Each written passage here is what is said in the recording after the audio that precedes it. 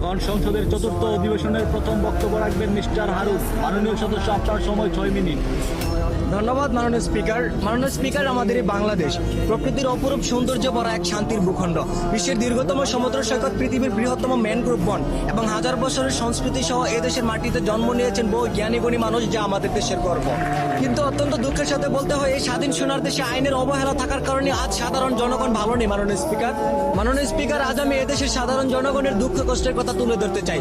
বর্তমান বাজারে নিত্য প্রয়োজনীয় জিনিসপত্রের দাম এতটাই বেড়ে গেছে যে সাধারণ খেটে খাওয়া মানুষ দিশেহারা হয়ে পড়ে।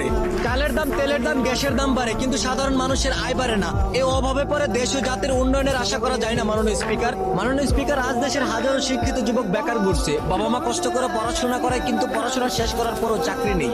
বিশেষ চাকরি করতে গেলেও যোগ্যতা চাই, আবার কিছু কিছু ক্ষেত্রে ঘুষ ছাড়া চাকরিও পাওয়া যায় না। যে দেশের মেধাবী যুবক বেকার থাকে, সে দেশ কখনো পুরোপুরি ভাবে উন্নত হতে পারে না। মাননীয় স্পিকার, বর্তমান সামাজিক যোগাযোগের মাধ্যমে অপপ্রচার, প্রতারণা, কিশোর গ্যাংয়ের কার্যক্রম প্রতিনিয়ত বেড়ে চলছে। অল্প বয়সী ছেলেরা মাদক, সন্ত্রাস আর অপরাধের দিকে ঝুঁকে পড়ছে।